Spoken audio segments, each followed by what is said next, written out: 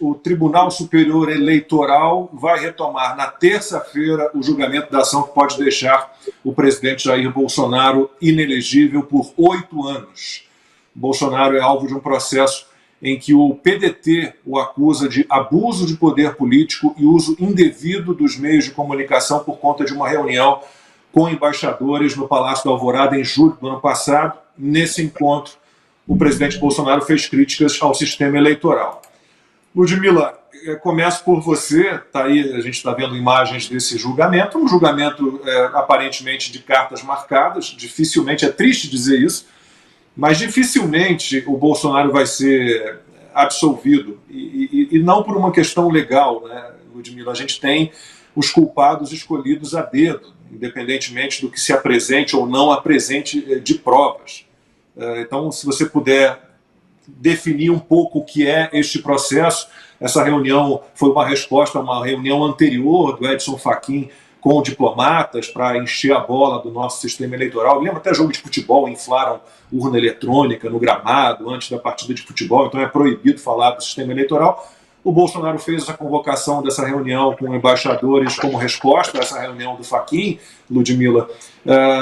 E não era nem período eleitoral. Eu queria que você, se você puder explicar um pouquinho o que é esse processo verdadeiramente, né? O que é isso que está disfarçado de processo. Exatamente, você já deu a definição aí. O que é isso disfarçado de processo? Porque é óbvio que isso se trata de uma utilização da máquina pública para perseguir opositores políticos. E o que chama mais atenção é o uso do judiciário, o uso do poder judiciário, que, em tese, né, é o único poder que não passa por eleições pelo povo. Ninguém vai ali na urna eletrônica e digita o número do juiz que ele quer para a comarca dele, ninguém vai ali para a urna eletrônica e digita quem ele quer para ministro do Supremo Tribunal Federal. Então, o poder judiciário, a gente tem que sempre lembrar que não é um poder eleito. Então, não tem legitimidade para tomar determinadas decisões, embora esteja usurpando o tempo inteiro as funções dos outros poderes. Esse processo aqui, na verdade, como você falou, é outra coisa disfarçada de processo. Então, na verdade, é uma perseguição política, obviamente, disfarçada de processo que visa apurar abuso de poder político. Então, esse abuso de poder político seria uma das ações eleitorais, uma das ações previstas nesse ordenamento jurídico eleitoral. Então, esse abuso de poder político, segundo a doutrina, não precisaria ter potencialidade lesiva para interferir no resultado das eleições. Então, o pessoal fica perguntando assim, mas essa reunião não mudaria, não teria aptidão para mudar votos e virar votos em favor da eleição. Mas uma das características desse tipo de ação, de abuso do poder político, é não precisar desse tipo de capacidade para reverter votos.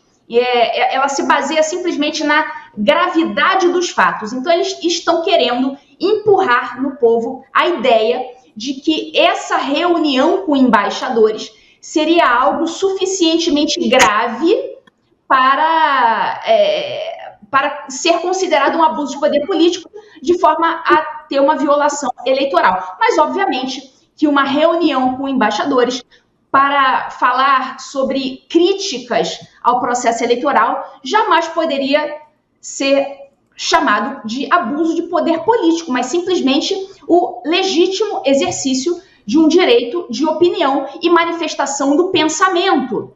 O que ocorre é o seguinte: o Bolsonaro não deu a única opinião permitida pelo regime.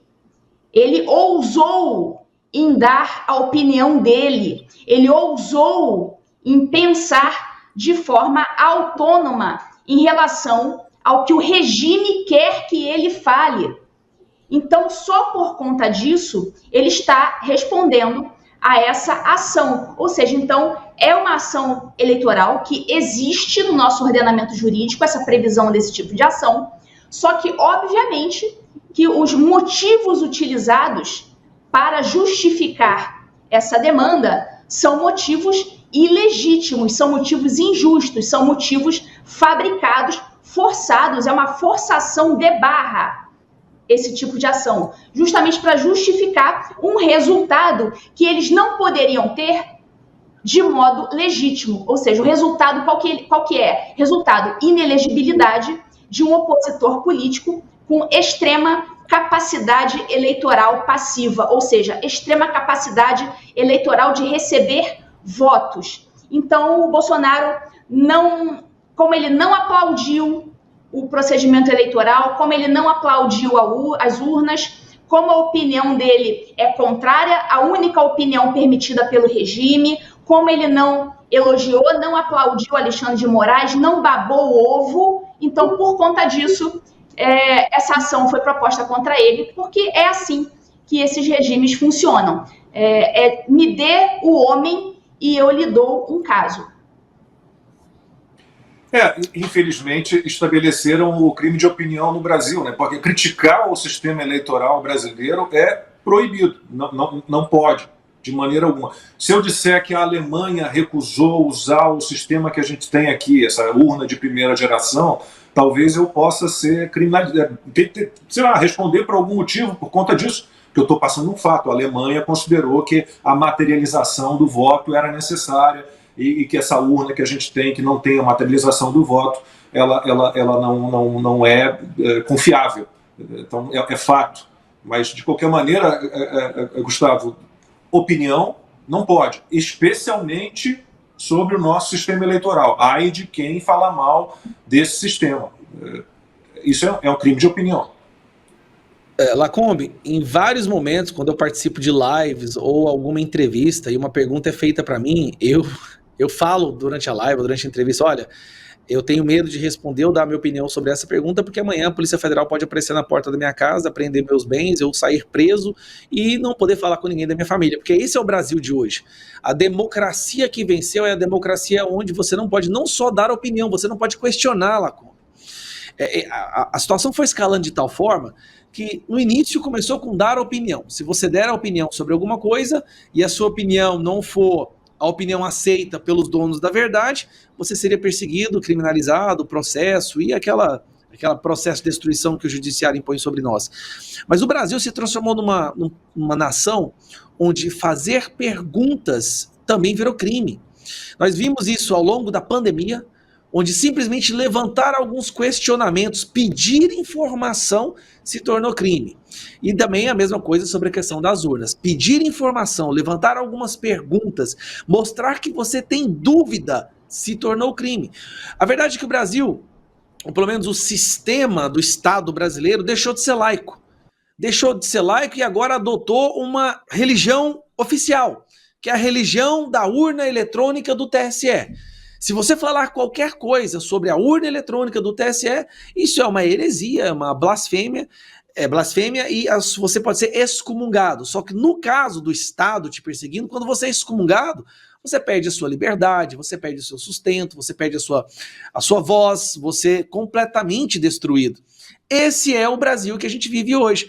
E o simples fato, olha o absurdo, o simples fato de eu estar aqui agora, descrevendo o que é o Brasil de hoje, já pode ser incorrer em um crime, porque eu estou falando algo que pode abalar o ideário coletivo da visão que eles querem impor no povo brasileiro. Então, se o que eu falo pode fazer com que as pessoas comecem também a se questionar, então aquilo que eu falei é um crime. E foi isso a reunião com os representantes de vários países, com os embaixadores. Foi mostrar uma sequência de fatos, evidências, artigos da própria imprensa, pesquisas oficiais, para mostrar que essas eleições não estavam totalmente seguras. A população não está totalmente segura em relação às eleições e talvez seria necessário alguma ferramenta que pudesse nos dar essa segurança.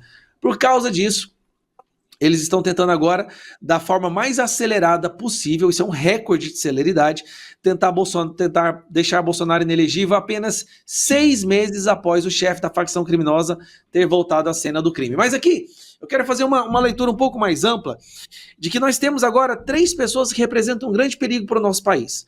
Existe uma competição entre 3 indivíduos para conseguir a próxima cadeira do STF e que cada um deles tem um poder muito grande que pode ser usado contra a direita, contra o povo brasileiro. Essas 3 pessoas são Benedito Gonçalves Pacheco e Flávio Dino. São 3 indivíduos que estão brigando para conseguir ganhar o favoritismo do Lula para que ele seja escolhido como o próximo ministro do STF. Então aí nós temos o Flávio Dino num processo acelerado de implementar o regime da censura do nosso país, afugentando as grandes plataformas de redes sociais, falando abertamente que acabou esse negócio de liberdade absoluta. Ele usou um termo lá, balela, não interessa, ele falou abertamente, acabou esse negócio de liberdade de expressão no Brasil. Bom, eu tenho certeza que aí ele ganhou grandes pontos com o Lula para conseguir o assento na cadeira do STF. Do outro lado, nós temos o Pacheco, que se reduziu ao degradante nível de um despachante do presidente. Só isso que o Pacheco é hoje.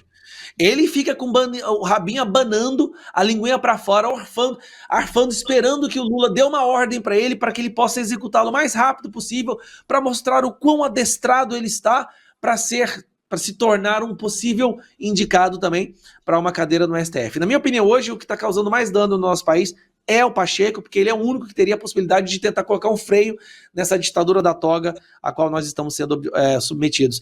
Mas uma outra figura também que está a todo custo, estava ali na lanterninha, mas conseguiu dar um jeito de acelerar o seu processo e se tornar mais visível agora, é o Benedito Gonçalves, que inclusive, terça-feira agora, vai ler o relatório dele, que ninguém sabe qual será a posição dele, né? Qual será a posição dele? Que está fazendo de tudo para entregar de presente para o seu chefe da facção, que é o Lula, para quem, caso ninguém saiba, a inelegibilidade do Bolsonaro. É isso que ele quer. Ele quer tornar Bolsonaro inelegível num tempo recorde, porque ele sabe que esse ano mesmo será escolhido o próximo ministro do STF. E para ele conseguir essa vaga, ele tem que entregar o maior prêmio, né? Numa bandeja de prata, a cabeça do Bolsonaro. É isso que se trata esse processo de inelegibilidade, tão rápido como ele está sendo, sem prova nenhuma, sem embasamento, sem fundamento legal nenhum. É uma tentativa desse cidadão, ninguém pode esquecer aquele do missão dada, missão cumprida, né? Para quem não lembra, é aquele que Lula deu tapinha na bochecha, assim, tipo assim, bom garoto, faz tudo que o papai manda. É isso que está acontecendo. Ele vai tentar entregar para o Lula esse presente para ver se assim o Lula o reconhece como um homem leal e o coloque também lá no seu grande escritório de defesa, advocacia, que é a Suprema Corte Federal hoje. É isso, né? É uma competição entre 3 pessoas podres por dentro, que venderam sua alma para o diabo, essa é a verdade, acreditem em quiser. Essa competição entre essas 3 pessoas para ver quem vai conseguir a vaga no final do ano no STF, e para isso eles estão dispostos a destruir o Brasil. O que joga contra o Benedito Gonçalves, dos 6 tapinhas, ali, do missão dada, missão cumprida, é que ele tem 69 anos. Né? Então acho que Lula não o indicaria, porque ficaria apenas 6 anos no STF, já indicou o Zanin, que vai ficar aí até os 75 anos, e não tem nem 50, tem 47 anos. Então acho que ele vai para alguém mais novo. Pacheco está nessa, Bruno Dantas, tem um monte de gente de olho nessa vaga. Eu adoraria que ele indicasse a Ludmila Lins Grilo, né? Sai a Rosa Weber, entra a Ludmila, mas consta, a gente sabe que isso não vai rolar, infelizmente. Mas só gente boa nessa lista, né? O Bruno Dantas também do TCU. Olha, sobre esse assunto, acho que a Ludmila e o Gustavo já encerraram o que tinha que ser dito. Eu só vou resumir, né, o poder de síntese. Criaram um crime de opinião e fizeram um truque semântico, né? Chamam de ataque às instituições, o que é crítica, o que é apenas você suspeitar. E quando agem assim, é óbvio que aumentam as suspeitas. Por que tem esse assunto que virou tabu e todo mundo tem medo de mencionar hoje, porque sabe que pode dar problema? Né? Esse assunto é o assunto mais caro na lista de perseguições hierárquicas do ministro Alexandre de Moraes. Esse assunto, quando você mete o dedo, acontecem coisas, tem consequências.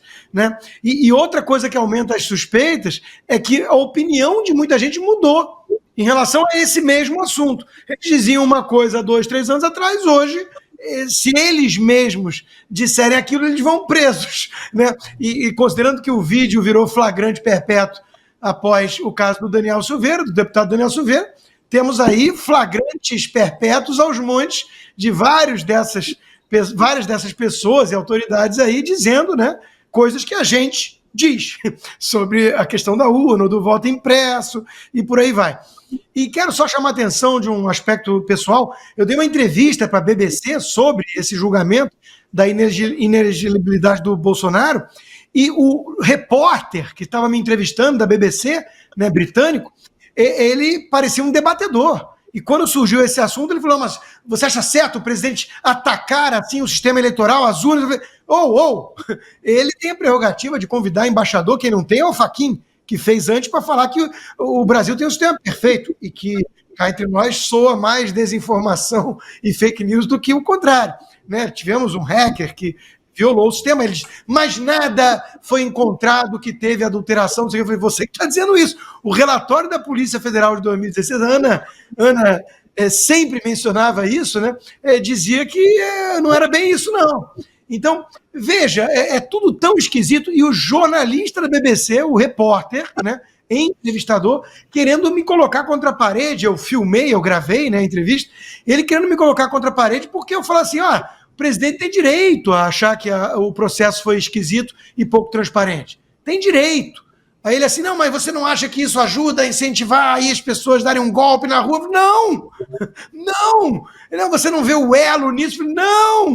Não há elo entre você suspeitar do processo eleitoral e meia dúzia de pessoas quererem invadir depois lá e cometer um crime de vandalismo, não terrorismo, porque tem que ler a lei, né, para entender o mínimo do que estão falando, coisa que a turma da Globo não faz, porque não interessa nas narrativas. Então, Lacombe, está tudo tão escancarado que a gente mantém aqui apenas a prudência e diz: a gente vai defender o direito de suspeitar.